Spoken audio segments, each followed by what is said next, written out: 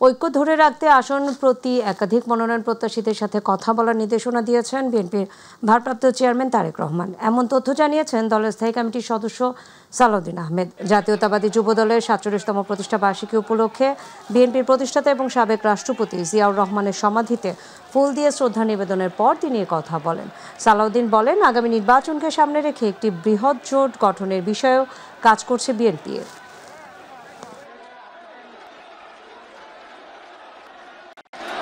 আমরা একই মেসেজ দিতে চাই, যাতে আমাদের দলের ভিতরে ঐক্য থাকে, জাতির মধ্যে ঐক্য থাকে, যাদের সাথে আমরা যুগপৎ আন্দোলন করেছি এবং অন্যান্য একটা বৃহৎ জোটের জন্য আমরা চিন্তা করছি, সবাইকে নিয়ে ঐক্যবদ্ধভাবে যাতে আমরা আগামীতে এই নির্বাচনী বৈতরণে পার হতে পারি। তবে জাতির মধ্যে ঐক্যটাই হচ্ছে আমাদের সবচেয়ে বড় শক্তি। সেই ঐক্য বজায় রাখার জন্য কেউ যাতে বিভেদের পথে না যায়, সেই মেসেজটা আমরা দিচ্ছি।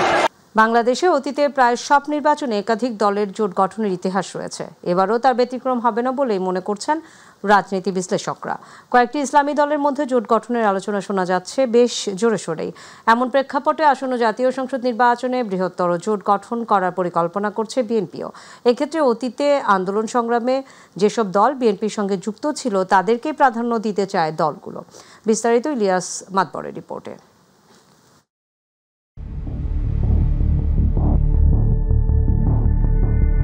বাংলাদেশের আগামী জাতীয় নির্বাচনের তফসিল ঘোষণা না হলেও এরই মধ্যে জোট কেন্দ্রিক ভোট নিয়ে নানা আলোচনা চলছে দেশের রাজনীতিতে।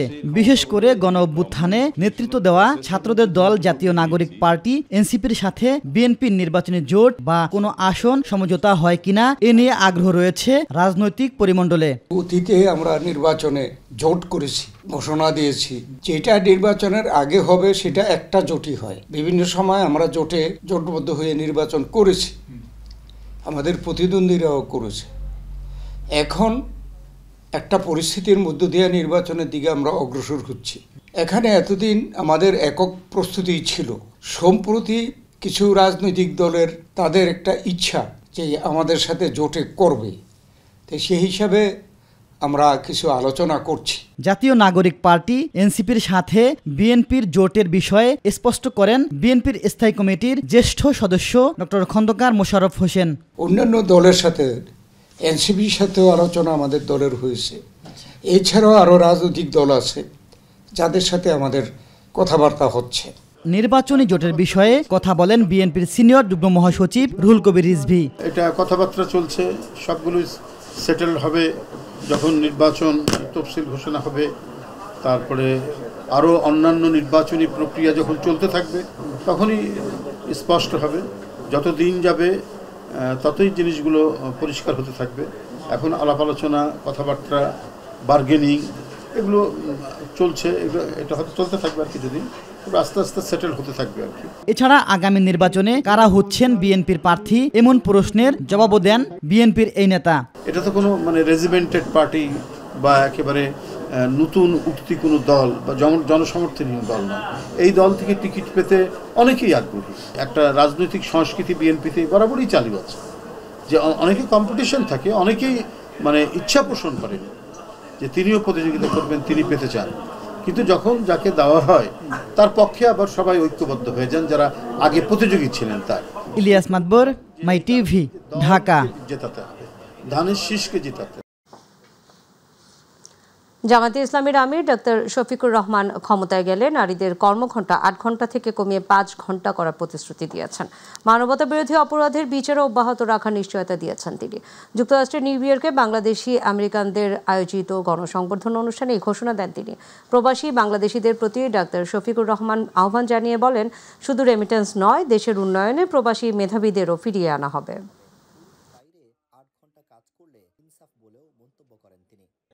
মানবতা বিরোধী অপরাধের বিচার প্রসঙ্গে মানুষ হত্যা করেছে অংশ নেয়ার আহ্বান জানান। আমরা যদি 8 ঘন্টার জায়গায় তাদের জন্য 5 ঘন্টা করি, তাহলে মারা এতই সিনসিয়ার, এতই কমিটেড, তারা চিন্তা করবে যে সরকার যে দেশ আমাদেরকে সম্মান দিয়েছে, আমাদের উচিত 8 ঘন্টার কাজ 5 ঘন্টায় সেরে দেয়।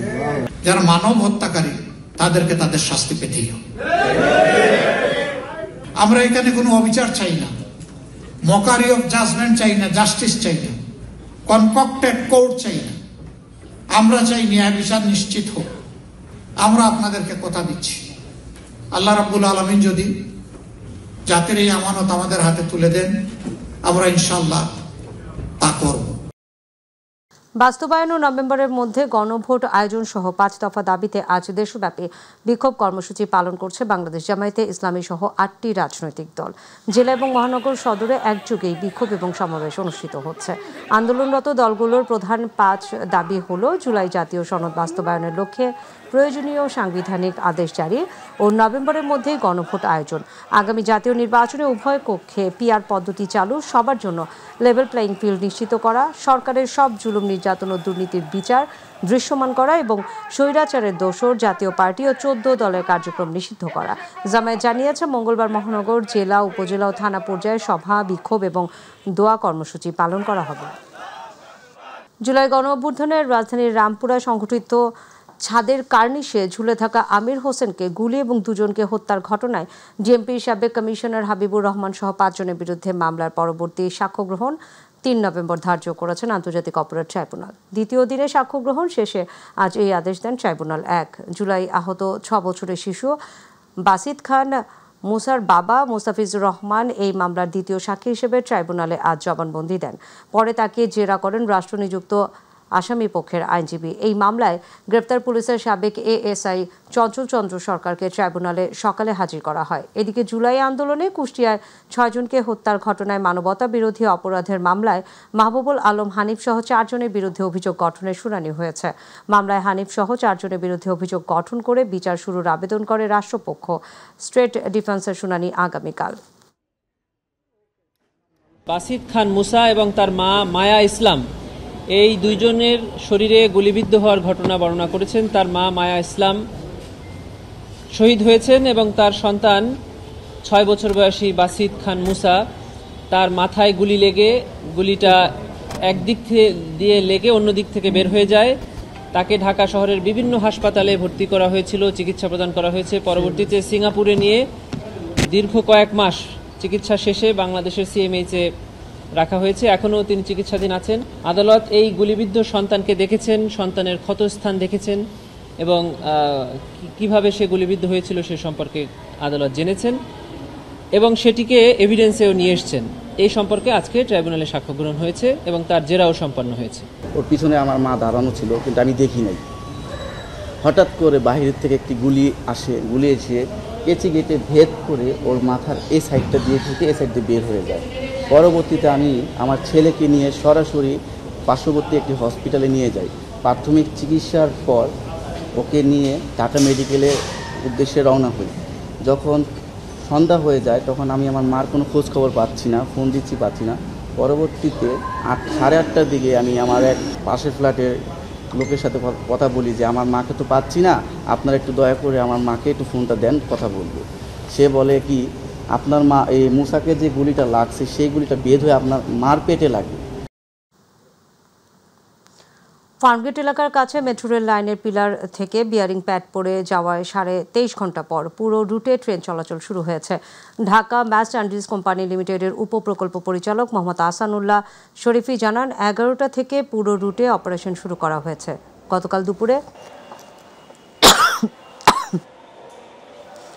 গতকাল দুপুরে মেট্রো রেলের 433 নম্বর পিলার থেকে একটি বিয়ারিং প্যাড নিচে পড়ে একজন পথচারী নিহত ও 2 জন আহত হন। এরপর নিরাপত্তার জন্য পুরো পথে মেট্রো রেল চলাচল বন্ধ রাখা হয়। বিকেল 3টার দিকে আগারগাঁও উত্তরা সেকশনে এবং সন্ধ্যা 7:15টার দিকে মতিঝিল শাহবাগ সেকশনে মেট্রো ট্রেন চলাচল শুরু হয়। তবে শাহবাগ আগারগাঁও সেকশনে মেট্রো ট্রেন চলাচল বন্ধ থাকে। উচ্চ পর্যায়ের কমিটি গঠন করে মেট্রো রেল এবং ঢাকার সকল ফ্লাইওভারের বিয়ারিং প্যাডের মান এবং রক্ষণাবেক্ষণ কার্যক্রম তদন্তের নির্দেশনা চেয়ে হাইকোর্টে রিট দায়ের করা হয়েছে। সকালে হাইকোর্ট জনস্বার্থের রিটটি দায়ের করেন সুপ্রিম কোর্টের আইনজীবী ব্যারিস্টার আব্দুল্লাহ আল মামুন। তিনি জানান, রোববার ফার্মগেটে মেট্রো রেলের একটি পিলারের উপর থেকে বিয়ারিং প্যাড পড়ে পথচারী আবুল কালাম নিহত হওয়া এবং বছরখানেক আগেও মেট্রো রেল থেকে প্যাড খুলে পড়ার ঘটনায় এখন অনেকেই আতঙ্কিত। সার্বিক বিষয়ে খতিয়ে দেখতে সংশ্লিষ্ট বিশেষজ্ঞদের নিয়ে উচ্চ পর্যায়ের কমিটি করে তদন্ত করতে আদালতে দ্বারস্থ হয়েছেন তিনি। রিটে সড়ক এবং জনপথ বিভাগ এবং মেট্রো রেল কর্তৃপক্ষ ও মেট্রো রেলের বিয়ারিং প্যাড সরবরাহকারী ইতালি থাই কোম্পানিকে বিবাদী করা হয়েছে। রিটে যেটা চেয়েছি, আমাদের রুলে 3টা বিষয় আমরা চেয়েছি। একটা হচ্ছে এখানে যে বেয়ারিং প্যাডটা ছিল, এই বেয়ারিং প্যাডটার গুণগত মান নিশ্চিত করা হয়েছে কিনা সেটার উপরে আমরা রুলের প্রেয়ার করেছি, এবং এটার সঙ্গে এই বেয়ারিং প্যাড এবং মেট্রো রেল এবং হলো সারা ঢাকা শহরের যে ফ্লাইওভারগুলো আছে, ফ্লাইওভারের যে রক্ষণাবেক্ষণ আছে, এই রক্ষণাবেক্ষণের কোনো অবহেলা আছে কিনা এবং এই অবহেলাজনিত কারণে এই ঘটনা, এই ট্র্যাজেডি হয়েছে কিনা সেটার উপরে আমরা রুলের প্রেয়ার করেছি। এবং পাশাপাশি এইখানে যে এই রক্ষণাবেক্ষণের যে জবাবদিহিতা সেটার স্বচ্ছ প্রক্রিয়া আছে কিনা সেটার উপরেও আমরা রুলের প্রেয়ার করেছি। কালকের যে ঘটনা সেটার সঙ্গে অবহেলা আছে কিনা সেটার উপরে আমরা ডাইরেকশন চেয়েছি। সাভারে মধ্যরাতে সিটি ইউনিভার্সিটি এবং ড্যাফোডিল ইন্টারন্যাশনাল ইউনিভার্সিটি শিক্ষার্থীদের মধ্যে তুচ্ছ ঘটনাকে কেন্দ্র করে ব্যাপক সংঘর্ষ এবং ধাওয়া পাল্টা ধাওয়ার ঘটনা ঘটেছে। এতে উভয় পক্ষের অন্তত অর্ধশতাধিক আহত হয়েছে। প্রত্যক্ষদর্শীরা জানায়, গতকাল সন্ধ্যায় দুই বিশ্ববিদ্যালয়ের দুই শিক্ষার্থীর মধ্যে কথা কাটাকাটি ও বাগবিতণ্ডার ঘটনা ঘটে। পরে বিষয়টি নিয়ে দুই বিশ্ববিদ্যালয়ের শিক্ষার্থীদের মধ্যে দফায় দফায় সংঘর্ষ হয়। প্রতিনিধি আসাদুজ্জামান খায়রুলের তথ্যচিত্রে আতিকুর রহমান তিতাসের রিপোর্ট।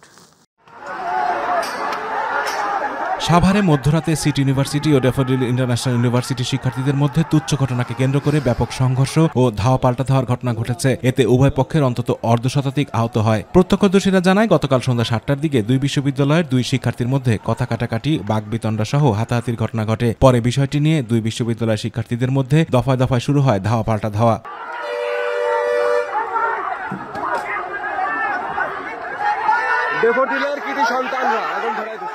এক পর্যায়ে সিটি ইউনিভার্সিটির শিক্ষার্থীরা ড্যাফোডিল ইউনিভার্সিটির ব্যাচেলর প্যারাডাইস হোস্টেলে হামলা চালিয়ে ভাঙচুর করে।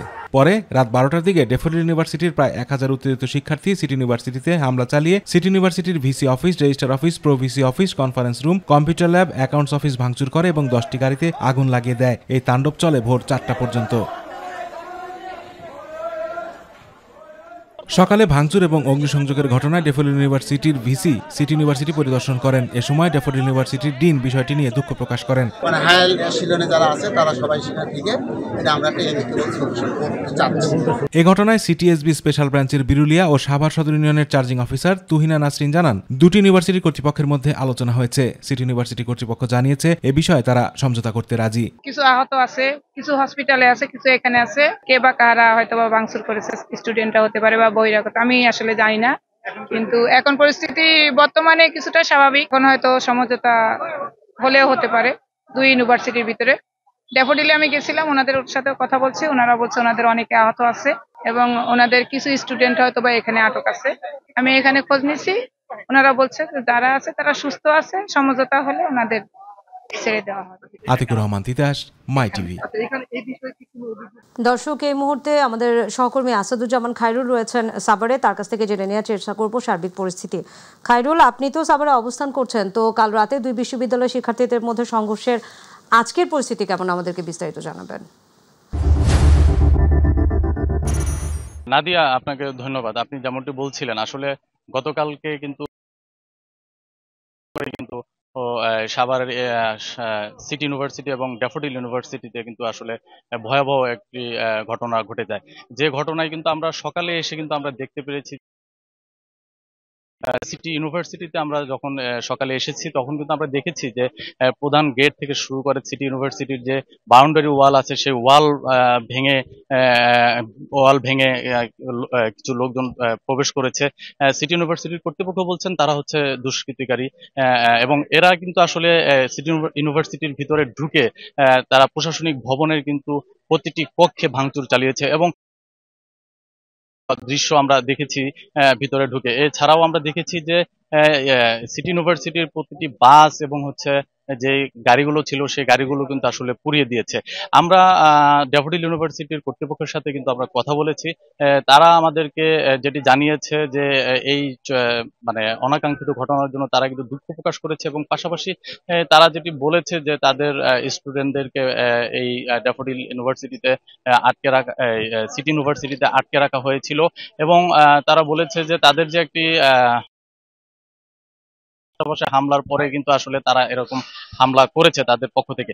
আবার আমরা যখন সিটি ইউনিভার্সিটির কর্তৃপক্ষ জানিয়েছেন তাদের যে ক্ষয়ক্ষতির পরিমাণ প্রায় 25 কোটি টাকার উপরে বলে তারা আমাদেরকে জানিয়েছেন। এবং কিছুক্ষণ আগে কিন্তু যেই ছাত্রদেরকে তারা এইখানে হামলা অবস্থায় ধরতে পেরেছিল এবং ধরে রেখেছিল, সে 11 জনের ভিতরে 3 জনকে কিন্তু তারা প্রথমেই সকালেই হাসপাতালে ভর্তি করে দিয়েছে এবং বাকি যে 8 জন ছিল সেই 8 জনকে কিন্তু কিছুক্ষণ আগে ড্যাফোডিল ইউনিভার্সিটির কর্তৃপক্ষের কাছে পৌঁছে দেয়।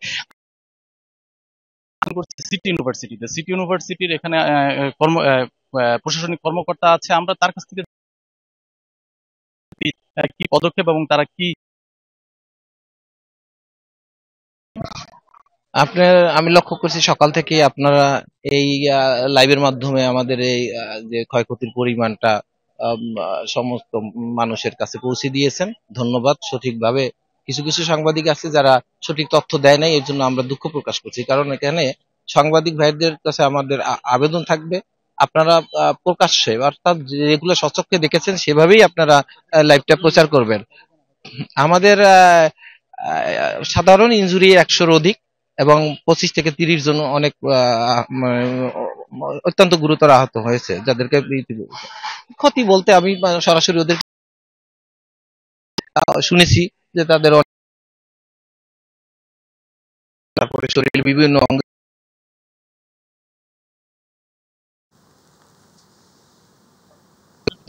আমাদের তো 20 থেকে 25 কোটি টাকার মতো ক্ষয়ক্ষতি হয়েছে। কিছু কিছু সমঝোতা বলতে আমাদের সিটি ইউনিভার্সিটির অথরিটি প্লাস ড্যাফোডিল ইউনিভার্সিটির প্রতিনিধি, ইউজিসির কিছু প্রতিনিধি আসছিলেন, হ্যাঁ, এবং ওনারা বলছেন যে আমাদের যে বিশ্ববিদ্যালয়ের যে ক্ষয়ক্ষতি হয়েছে এটা অবশ্যই মনে করেন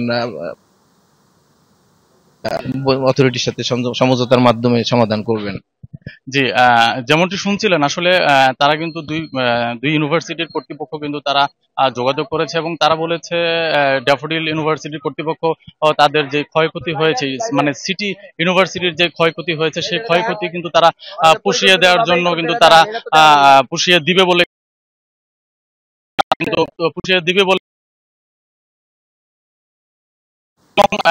এই ক্ষয়ক্ষতি খায়রুল, আপনাকে ধন্যবাদ। দর্শক, আমাদের প্রতিনিধি আসাদুজ্জামান খায়রুলের কাছ থেকে জেনে নিয়েছিলাম দুই ইউনিভার্সিটির আজকের দিনের সার্বিক পরিস্থিতি। বঙ্গোপসাগরে অবস্থানরত গভীর নিম্নচাপটি পশ্চিম উত্তর পশ্চিম দিকে অগ্রসর ও ঘনীভূত হয়ে ঘূর্ণিঝড় মোন্থায় পরিণত হয়েছে। এটি দক্ষিণ পশ্চিম বঙ্গোপসাগর ও তৎসংলগ্ন দক্ষিণ পূর্ব বঙ্গোপসাগর এলাকায় অবস্থান করছে। ঘূর্ণিঝড়টি আজ ভোররাত 3টায় কলাপাড়ার পায়রা সমুদ্র বন্দর থেকে 1260 কিলোমিটার দক্ষিণ পশ্চিমে অবস্থান করছিল। তবে এর তেমন কোনো প্রভাব না পড়লেও উপকূলীয় এলাকায় এক ধরনের গুমোট পরিবেশ বিরাজ করছে। সেই সঙ্গে গরমের তীব্রতা বেড়েছে। ঘূর্ণিঝড় মোন্থা আরও ঘনীভূত হতে পারে, তাই পটুয়াখালী, পায়রা, চট্টগ্রাম, কক্সবাজার এবং মোংলা সমুদ্র বন্দরকে 2 নম্বর দূরবর্তী হুঁশিয়ারি সংকেত দেখাতে বলা হয়েছে। সকল মাছ ধরার ট্রলারসমূহকে উপকূলের কাছাকাছি থেকে সাবধানে চলাচল করতে বলা হয়েছে।